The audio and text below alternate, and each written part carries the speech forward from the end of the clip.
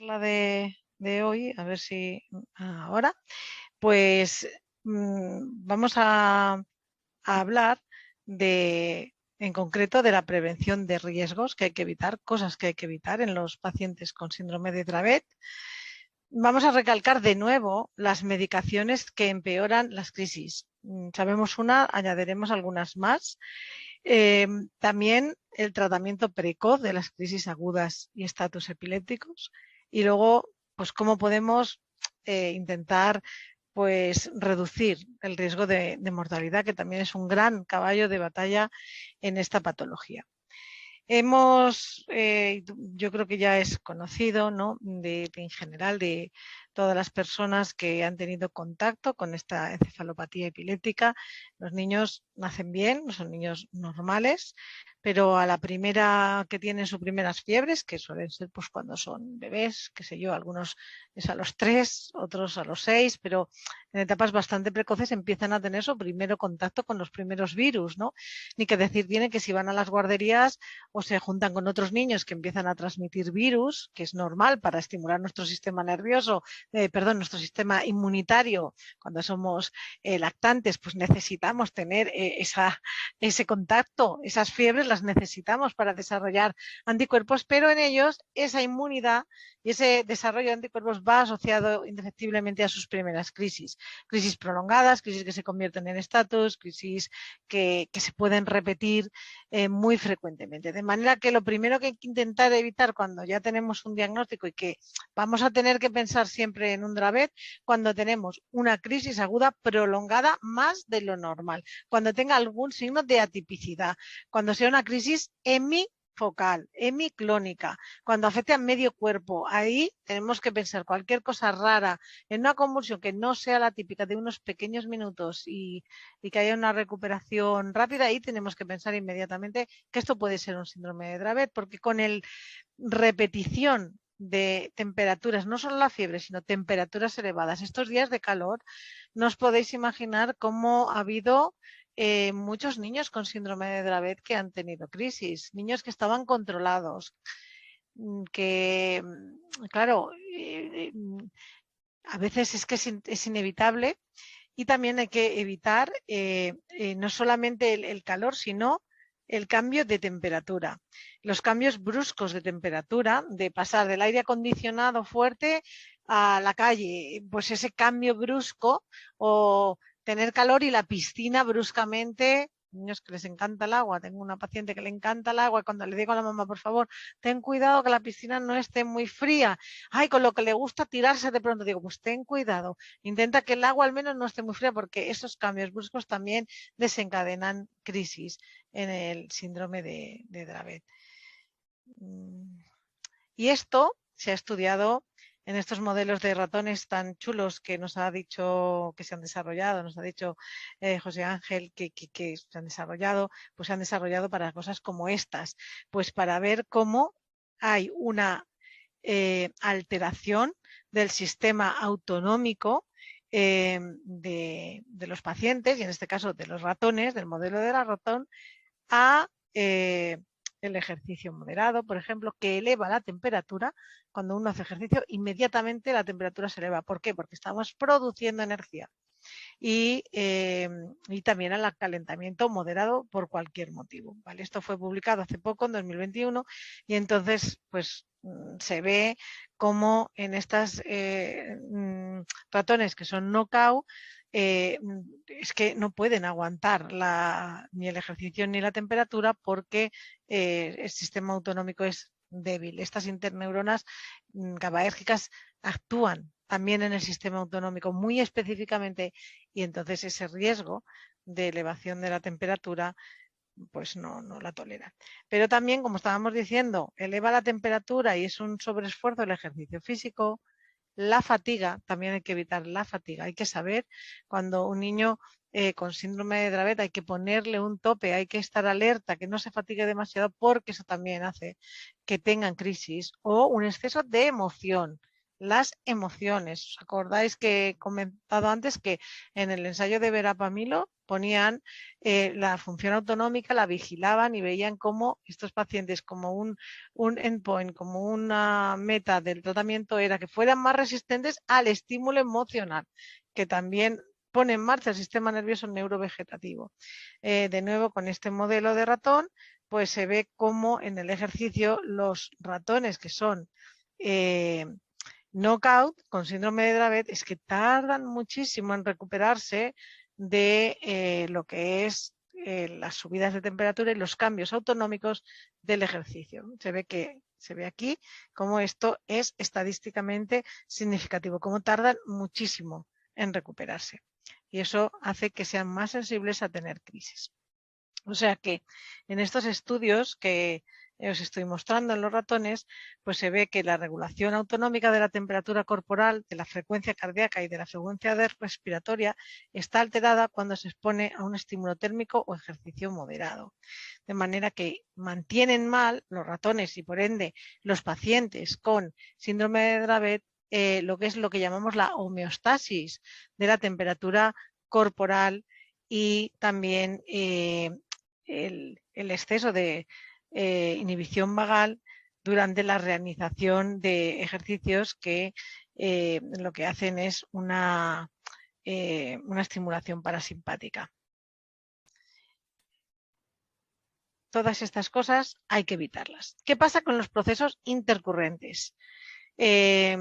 Evidentemente son niños y van a tener contactos que les van a transmitir infecciones, lo cual malo no es, porque necesitamos que nuestro sistema inmune se ponga en contacto con todo lo que nos rodea, porque no estamos solos en el universo, no vivimos en burbujas, necesitamos. Pero por contra, les van a exponer a fiebre, sobre todo a calentamiento, a estrés.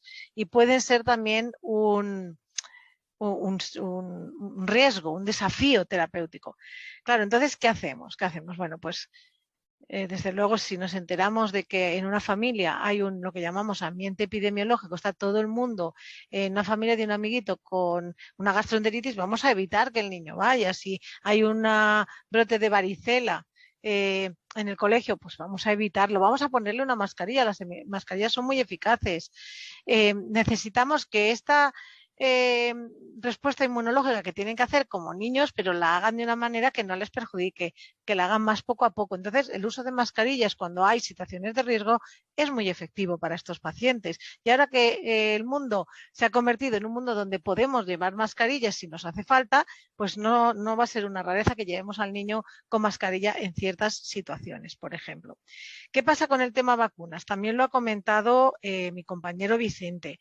Las vacunas no están contraindicadas como tal vacuna, porque obviamente van a defender al niño de infecciones que salvajes pueden tener también fiebre y los van a exponer. Lo único que tenemos que hacer es tener en cuenta que una vacuna puede darnos un riesgo de crisis y que muchas veces la primera crisis en los síndromes de Dravet, hasta un 45%, tienen su primera crisis justo por la vacuna. Eso no quiere decir que la vacuna, como antes se pensaba, era la causa del Dravet, porque antes es que se estaba convencido, incluso hubo demandas contra ciertas vacunas porque eran las causantes. No, simplemente que sabemos que exponen por el hecho de que dan la reacción inmunológica, por el hecho de que aumentan la temperatura. Lo que muchas veces hacemos es premedicar con fármacos antitérmicos durante unos días, antes y durante unos días, para evitar subidas bruscas de temperatura y poner a los niños en ambientes frescos, no someterlos a estrés, o sea, darle un cuidado un poquito mayor al que daríamos a un niño que no tiene síndrome de Dravet. Otra cosa importante son los patrones visuales. Hemos dicho que el Dravet es el paradigma de epilepsia refleja. No solo es la temperatura, es que también son ciertos patrones. Aquí en la diapo veis algunos. La fotoestimulación, otro estímulo, esos estímulos a veces de centros comerciales que tienen muchas luces, ciertos tipos de descargas como había en ciertos dibujos japoneses que tenían muy potenciado el rojo. Se ha visto que, claro, pueden ser estímulos excitatorios para las neuronas y en los niños con Dravet desencadenar crisis. Hay que intentar identificarlos. Así que, en resumen, las acciones preventivas van a ser el bajar la temperatura de los sitios, destapar a los niños pequeñitos, no abrigarlos en exceso, que las habitaciones estén frescas, que no haya contrastes, utilizar los antitérmicos si hace falta a dosis adecuadas, no esperar a que haya mucha temperatura para administrarlos, también proporcionarles episodios de descanso, de excesivo ejercicio, hacer siestas. Ya hemos dicho, poner mascarillas si se necesita, evitar que vayan a ambientes epidemiológicos negativos que sean altamente probables contraer una infección. No hay que rechazar las vacunas, pero hay que ser a veces flexibles en el calendario vacunal. Si tenemos un niño muy descompensado, a lo mejor podemos esperar un mes arriba o abajo. O sea, hay que ser flexible, pero no hay que dejar de administrar vacunas y usar antitérmicos para evitar estas reacciones, como he dicho anteriormente. En el caso de los fármacos, hay que evitar fármacos que sabemos desde hace tiempo que empeoran las crisis. Aquí tenemos una tabla muy útil que pone claramente qué fármacos son muy beneficiosos con respecto a la disminución de la frecuencia de crisis. Y fijaros que uno de los primeros es el clobazán, antes que el valproico. Aunque en la práctica solemos utilizar el valproico antes, el clobazán es casi más eficaz, el estiripentol es muy eficaz también y luego el valproico. También tenemos el clonazepam, topiramato, zonisamida, levetiracetam, hemos dicho en algunos casos fenobarbital, pero ya empezamos con los malos. Los malos son los que tienen el rojo, que son los que aumentan las frecuencias de crisis. Los que bloquean el canal de sodio, los clásicos. Esos fármacos que nos van a inactivar un canal que ya está mal, ya no les funciona el canal. Si encima lo bloqueamos, todavía potenciamos más el sistema excitatorio. De manera que tenemos que evitar la lamotrigina, la fenitoína, la carbamazepina, la oscarbazepina, la eslicarbazepina, que es una nueva. Y luego también, a veces se olvida, los fármacos GABAérgicos. La bicabatrina es un fármaco que es muy eficaz en el síndrome de West, por ejemplo, y en otras enfermedades y encefalopatías epilépticas no Dravet, en niños muy pequeñitos. Casi está, es un fármaco que casi lo empleamos solo en bebés y en niños pequeños porque es eficaz, pero ojo que en el Dravet lo puede empeorar, porque el sistema GABAérgico, que también está actuando sobre las neuronas GABA, pues todavía hace que este sistema que ya está digamos, deficitario, no tengamos dianas suficientes. Así que fármacos como vigabatrina, tiagabina, pregabalina o gabapentina están contraindicados en los pacientes con Dravet. Aquí tenemos una serie de fármacos, incluso nuevos como la lacosamida, la rufinamida, lo que he dicho antes, el acetato de eslicarbazepina, que están contraindicados en el síndrome de Dravet. Incluso a veces, por ejemplo, la fenitoína ha sido capaz de desencadenar no solo agravamientos, sino reacciones raras como coriatetosis, por ejemplo. Esto se sabía incluso en tiempos de Dravet, donde todavía el gen no se había reconocido. Fijaros, el uso de la lamotrigina, que es un fármaco, por otro lado, de amplio espectro, que valía para crisis generalizadas, tónico-clónicas, para crisis focales. Sin embargo, en lo que antes se llamaba la epilepsia severa mioclónica de la infancia, no se llamaba síndrome de Dravet todavía, tenía este nombre, pues como este fármaco, la lamotrigina, era capaz de agravar muchísimo las crisis de los pacientes. Luego ya se conocía empíricamente desde hace tiempo y este es un artículo también antiguo de la posibilidad que fenitoína no solamente aumente las crisis, sino que incluso de coriatetosis. Y esto tiene que ver con eso que nos ha enseñado antes Vicente, esos PET scan donde se ve que algún defecto tienen en los ganglios basales que son capaces de tener cuando son mayores esa alteración típica, rigidez de la marcha, ese parkinsonismo, luego ya de base tienen afectados los ganglios basales. Esto en el futuro tendremos que estudiarlo bien. Pero lo más importante es que estas medicaciones no solo agravan las crisis, sino que por culpa de agravar las crisis seguramente, o no, pero el caso es que son capaces de tener también una carga cognitiva negativa para los pacientes.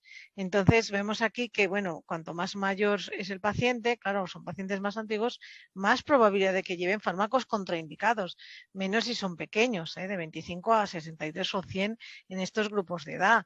Para carbamazepina igual, mucho más los mayores. Ha comentado Vicente, habrá que ver qué pasa en los mayores, porque el metabolismo cerebral de los niños, de los niños pequeños, de los lactantes, no es igual.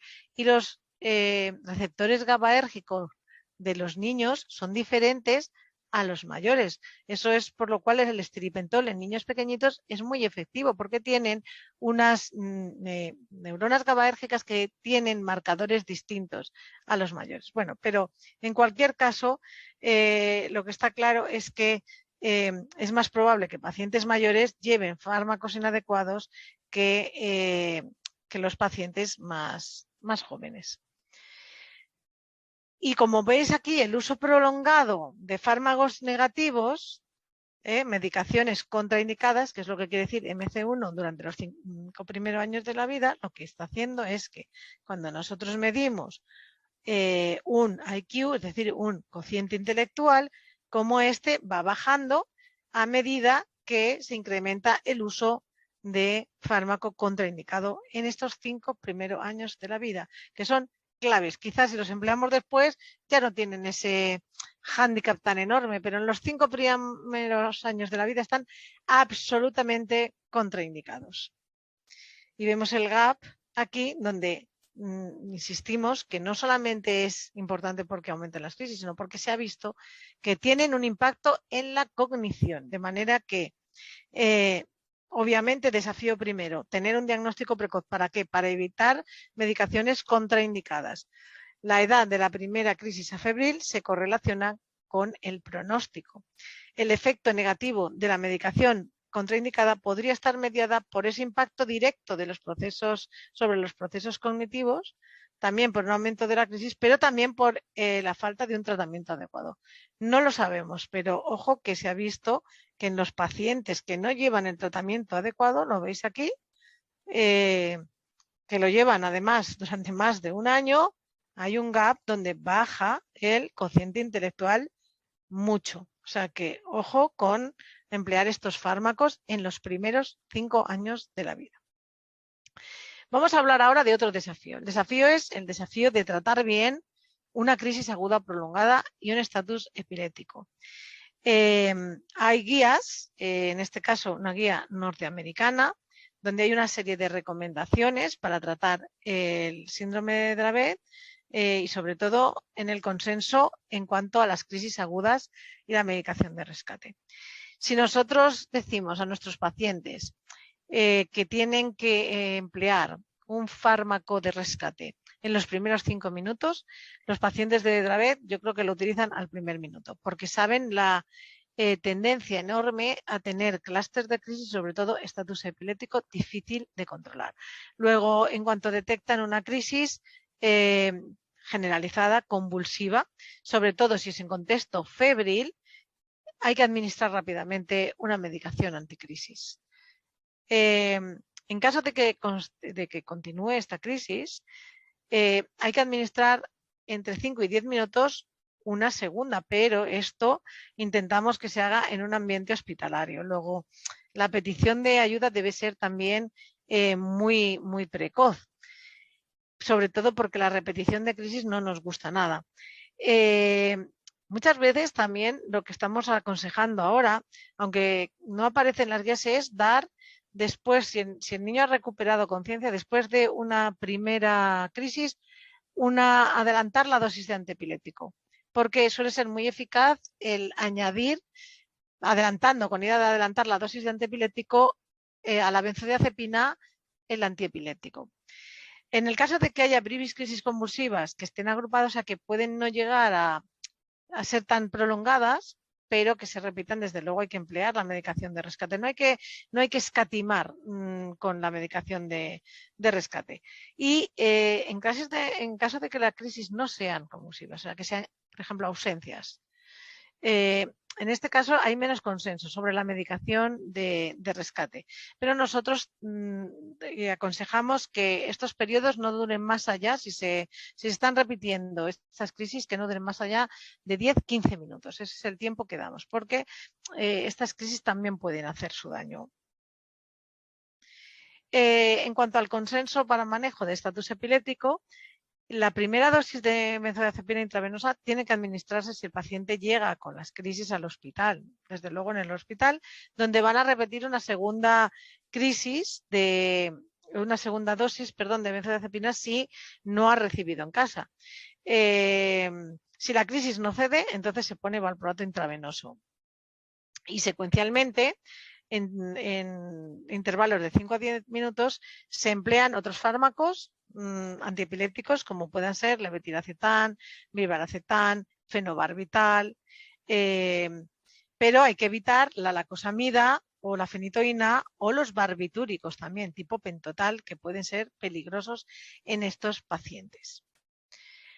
Me vais a decir, ¿cómo reducimos el riesgo de mortalidad? Si, claro, estos pacientes tienen muertes súbitas, ¿cómo se hace esto? Bueno, pues primero saber que aunque la muerte súbita es la causa de la mayoría de los fallecimientos, hasta en un 50%, no es la única. La segunda es el estatus epiléptico y eso sí que podemos actuar dando precozmente benzodiazepinas y actuando con nuestras dosis adecuadas de fármacos, no olvidándonos de las dosis adecuadas de fármacos, no olvidándolas porque ya sé que los padres no olvidan las dosis, pero aquí hay que ser más proactivo porque en general, no en los pacientes con diabetes, se ha visto que la primera causa de estatus epilépticos puede ser el olvido de las dosis, por ejemplo, o que las dosis sean infraterapéuticas. Luego, los controles también son importantes. La medición de niveles de valproato, que es un fármaco Princeps, tienen que ser frecuentes porque los niños crecen rápido y la dosis infraterapéutica de antiepiléptico también es una causa de estatus epiléptico la más importante. Luego eso también nos ayudaría a reducir en este caso la mortalidad.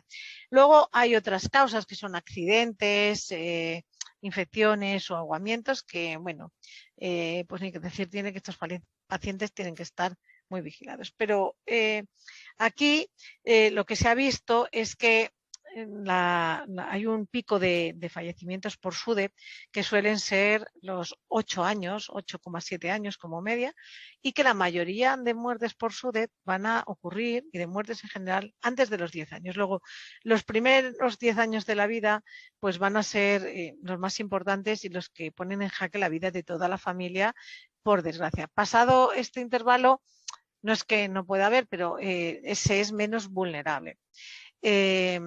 Lo vemos aquí también como, bueno, pues en general, en todas las encefalopatías epilépticas, pues el rango de edad de SUDEP van a ser en las edades más precoces de la vida y sobre todo a los 6 años.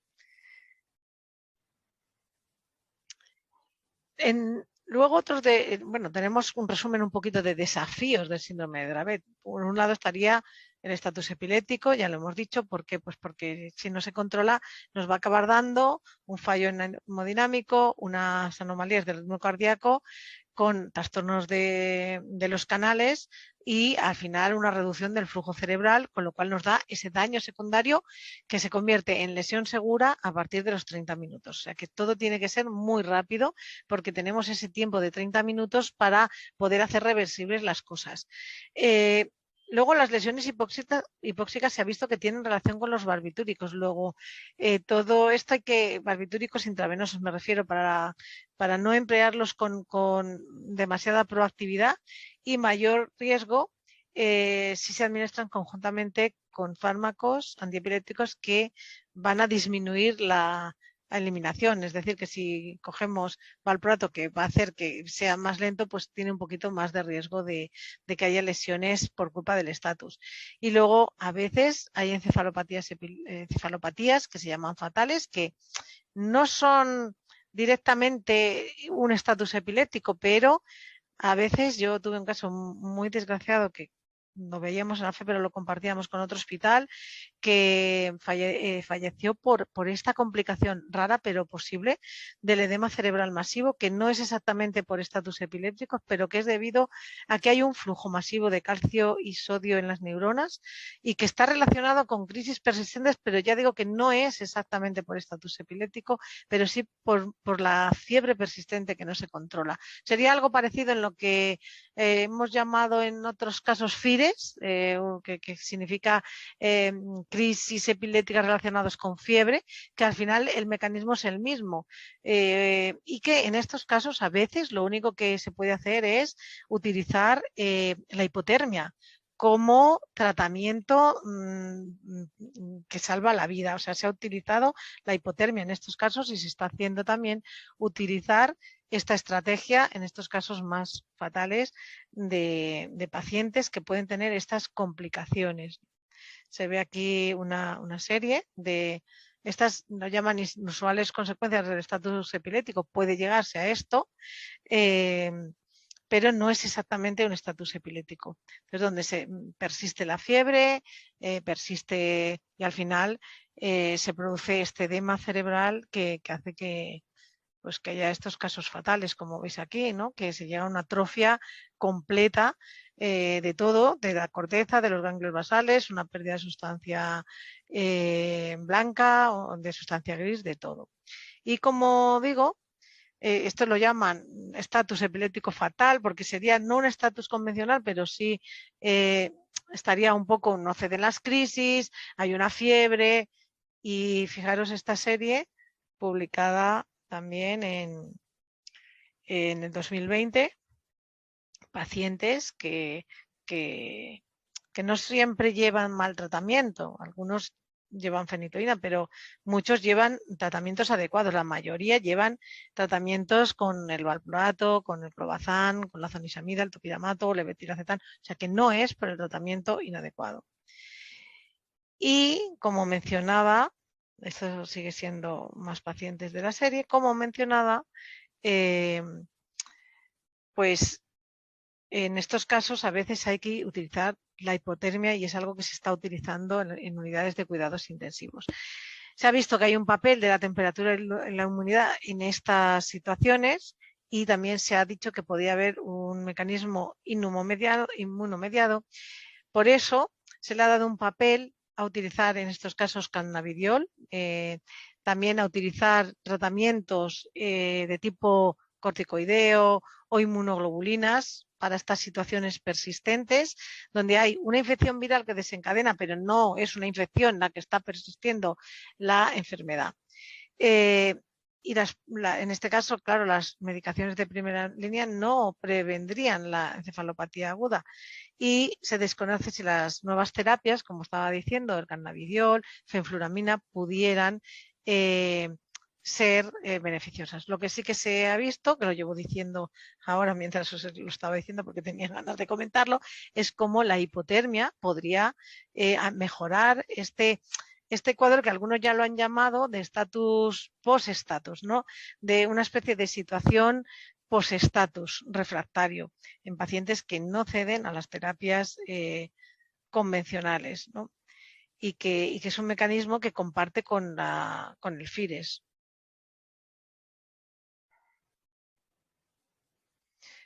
Vemos aquí cómo con el tratamiento de hipotermia, pues con respecto a control hay una disminución del estatus refractario pues muy importante. Con lo cual hay que también cada vez más dar conocimiento también a nuestros compañeros de los intensivos sobre estos tratamientos que muchas veces son en forma de ensayos clínicos o pilotos, pero que se pueden emplear y pueden salvar vidas. De manera que un poquito ya para terminar y para hacer un poquito de preguntas, de debate y de discutir cosas que hayan podido quedar en el tintero, solamente que quede muy claro qué cosas sí podemos hacer. Controlar el exceso de calor. Y ahora ni que decir tiene, pues con todo esto que estamos manejando, el cambio climático, en el 14 Congreso Europeo ha habido una ponencia muy interesante sobre el cambio climático, qué acciones se pueden hacer, cómo los niños de áreas calientes pues están más a riesgo por ese calor inmanejable, ¿no? De países a lo mejor que no tienen métodos para enfriarse, pues cómo se puede hacer para esto. Proporcionar descanso, tratar de controlar las crisis convulsivas que a la mayor rapidez posible, favorecer los descansos y las siestas y la regularidad del sueño, procurar ambientes frescos, cosas que no hacer, no dar medicaciones inapropiadas, sobre todo en los 5 primeros años de la vida. Mantener medicaciones no apropiadas, o sea, si nos llega un paciente que está con una medicación no apropiada, quitarla inmediatamente. No tapar en exceso, no hiperestimular. Muchas gracias y empezamos. Voy a dejar de compartir para que podamos compartir en la discusión en estos minutos finales que nos quedan. Pues nada, muy interesante ponencia, a través de la cual los asistentes seguro que están aprendiendo mucho. Y al final, aunque comenzamos un poquito tarde, estamos en hora. Estamos en hora, sí. Podemos Estamos así en hora. pues comentar cosas que tengan dudas o algo que quieran, alguna, no sé, comentarios, lo que sea. Será todo bienvenido, porque aquí vamos aprendiendo todos, de todos.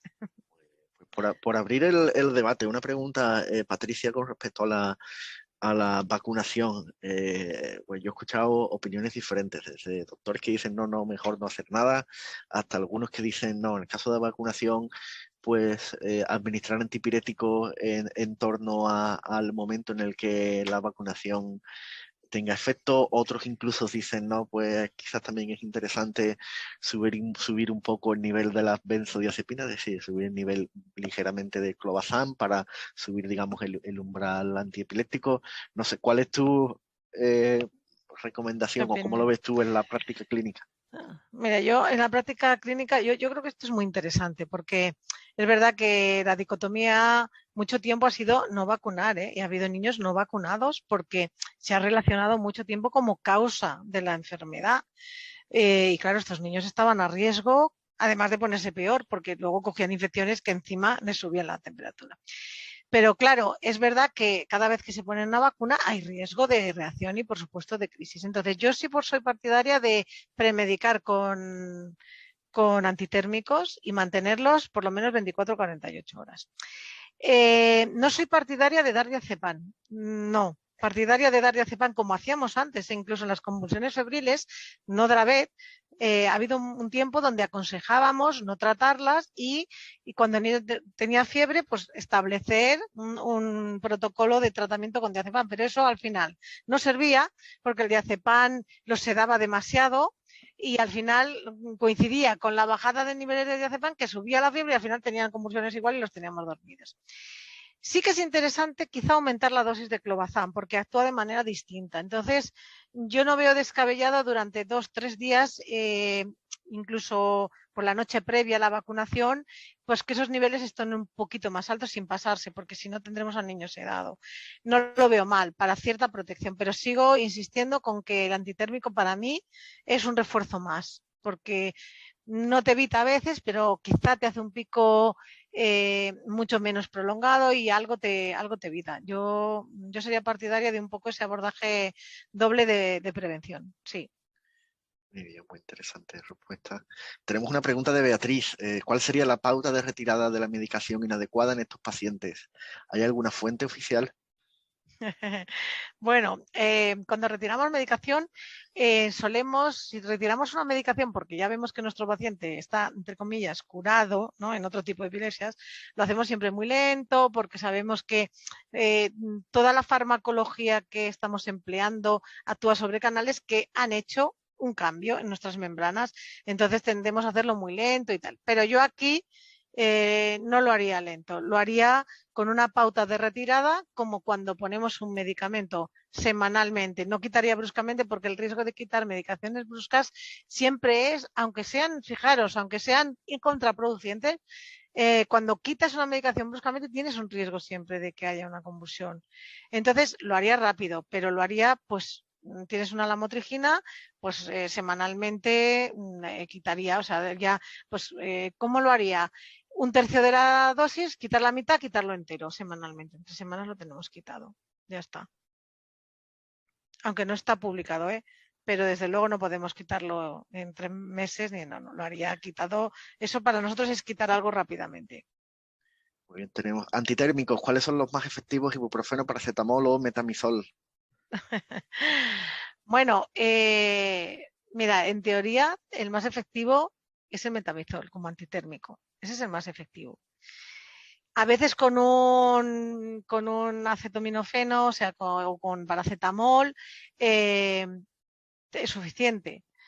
Yo diría que como efecto antitérmico estarían el metamizol, después el ibuprofeno y después el paracetamol. Esa es la cadencia. Luego siempre hay variaciones individuales, ¿eh? Porque es verdad que hay niños que ya los padres se los conocen, el paracetamol le va fenomenal, le baja enseguida, pero si me preguntas en cuanto a nivel de capacidad de bajada de temperatura, iría de esa manera. Esto es curioso porque supongo, no sé si sabes que el metamizol es un analgésico que está prohibido en muchos países. Lo sé, lo sé. En nuestro país no, pero incluso en Estados Unidos estaba prohibido. No sé si ahora lo está. Yo creo que sigue estando prohibido, sí. A ver, yo el metamizol lo utilizamos en niños con cierta alegría cuando tienen fiebres que son muy resistentes y lo combinamos con ibuprofeno y lo utilizamos en dolores, también dolores de cierta ya intensidad.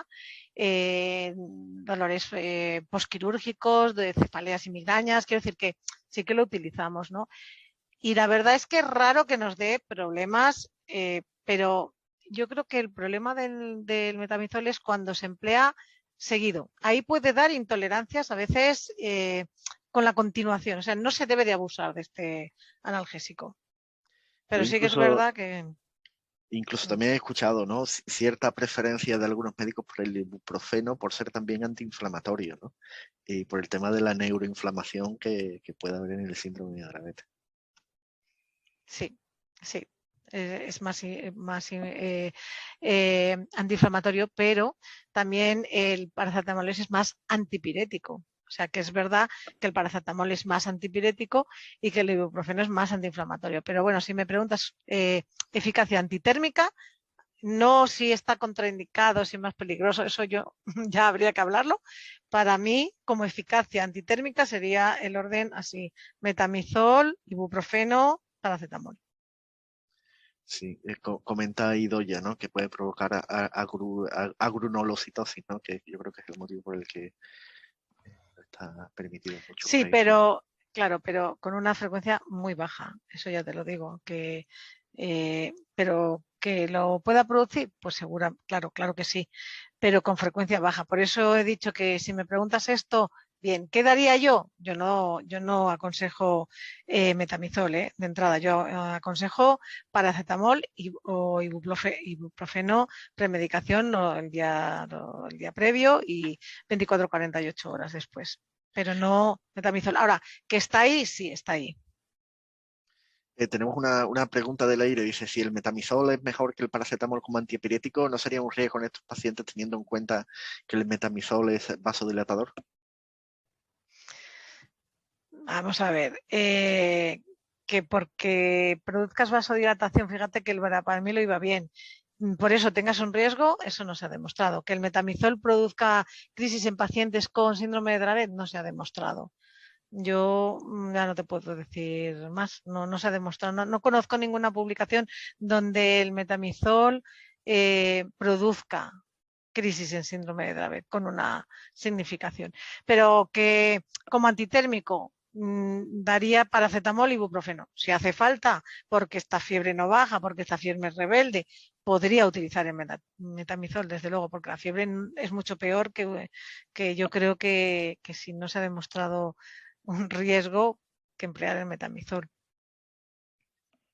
Pues muy bien, yo creo que quizás podemos ir, son las 7 menos 7 minutos, quizás podemos ir a las 5 preguntas que tenemos de evaluación de hoy. A ver qué tal, Patricia. Así que voy a lanzar la primera Muy bien. pregunta. Te dejo a ti leerla, Patricia. Primera pregunta. En el tratamiento del síndrome de Dravet, ¿cuál de estos fármacos antiepilépticos sería de primera línea? La motrigina, levetiracetam, ácido valproico, fenobarbital. Imagino que tienen que señalarlo, ¿no? Tienen La que correcta, sí. votarlo. Tiene que votar la correcta. Veo que sí, que están votando. Y en breve cierro y comparto los resultados.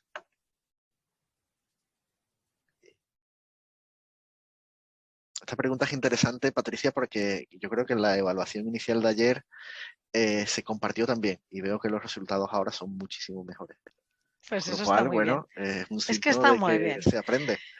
Exactamente, porque claro, nosotros nos damos las cosas como obvias porque ya las tenemos muy repetidas, pero claro, las personas que no tengan este contacto y están para esto, es bueno que salgan efectivamente.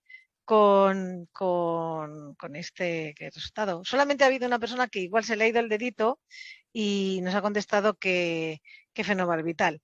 Yo creo que se le ha debido de ir el dedito o el puntito. Fenobarbital no es un tratamiento de primera línea, de hecho no es ni de segunda línea, o sea, sería de bastante tercera línea, porque en algún caso podría incluso agravar. Hay algún paciente que le va bien, pero no sería desde luego de primera línea. O sea, muy bien por los alumnos. Esta la lees tú. Pues nada, ¿cuál de estas terapias no farmacológicas se emplea en el tratamiento del síndrome de Dravet? Tenemos opción número 1, estimulador del nervio vago, tenemos dieta cetogénica, láser intersticial y después tenemos opciones 1 y 2.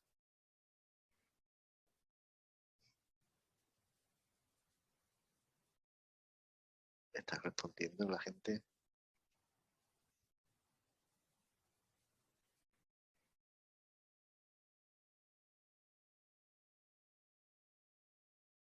Y nada, vamos a compartir la pantalla. Y ahí tenemos los resultados. Y efectivamente es la última opción, opciones 1 y 2. Es cierto que el estimulador del nervio vago no es muy común en el síndrome de Dravet, pero en algunos casos se utiliza, ¿no? La dieta cetogénica también, desde luego, ¿no?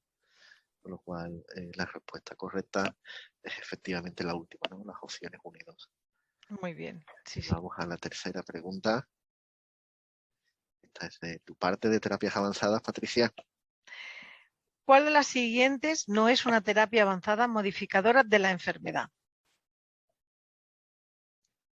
Puede ser, bueno, lo leo, el EPX100, entre paréntesis clemizol, STK001, CRISPR-Cas9, ETX101.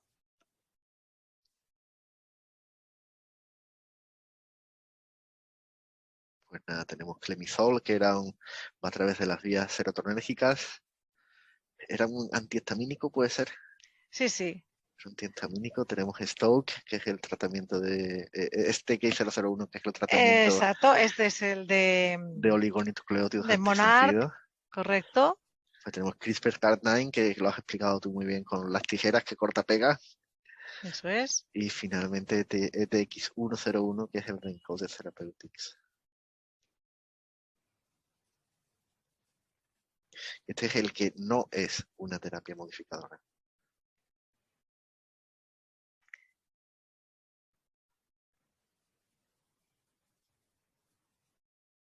Tienes ya las estas. Vamos allá. Este es cierto, ¿no? Que con tantas Sí. abreviaciones y letritas, pues quizás no es muy Vamos fácil, a ¿no? ver, claro, realmente el que no es terapia modificadora es el clemizol, porque es un tratamiento que sigue siendo un tratamiento que su objetivo es el control de crisis. Los demás, de alguna manera, intentan modificar la enfermedad porque intentan, mediante distintas estrategias genéticas, aumentar la expresión del gen SCN1A y, por tanto, el aumento de la síntesis de la proteína NAB1.1, que es la proteína de canal de sodio. O sea, las tres últimas son todas terapias modificadoras, porque lo que nosotros queremos es que el gen se modifique para que se modifiquen todos los aspectos de la enfermedad. Obviamente, cuando utilizamos una terapia farmacológica, también queremos que se modifique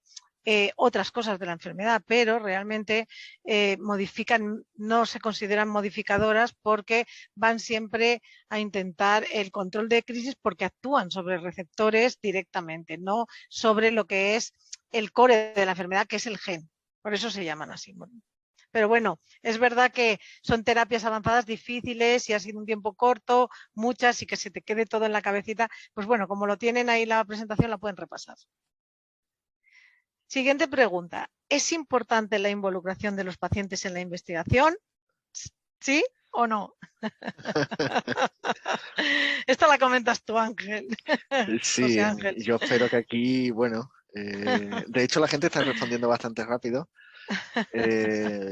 y lo podemos compartir, ¿no? Yo creo que, bueno, que es vital la Bueno, muy investigación. bien, ¿no? Es 100%. vital la involucración de los pacientes en la investigación. Es cierto que mi charla al final han sido de 15-20 minutos, pero podríamos estar Claro, hablando horas y horas de todo lo que puede aportar claro, tanto los grupos de pacientes como los pacientes en sí a la investigación. claro.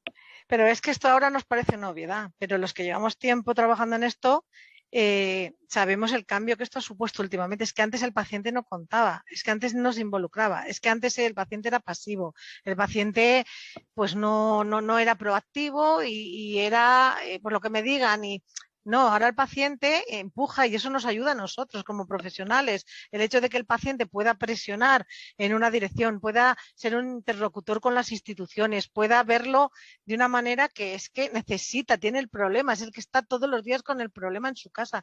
Y claro, es un cambio revolucionario, un cambio social revolucionario. Entonces, es una pregunta que ahora es obvio, pero antes no era tan obvia, ¿eh? ¿Verdad, Ángel? Sí, totalmente, totalmente. Y todavía muchas veces no es tan obvio dependiendo de con los profesionales que trabajemos, con las empresas que trabajemos, con ciertas administraciones, pero es cierto que Eso es verdad, está cambiando está totalmente. cambiando. Bueno, la última pregunta. ¿Qué fármaco está desaconsejado en el estatus epiléptico en el síndrome de Dravet?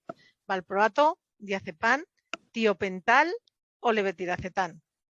Desaconsejado, es decir, que no se debe dar. Exacto.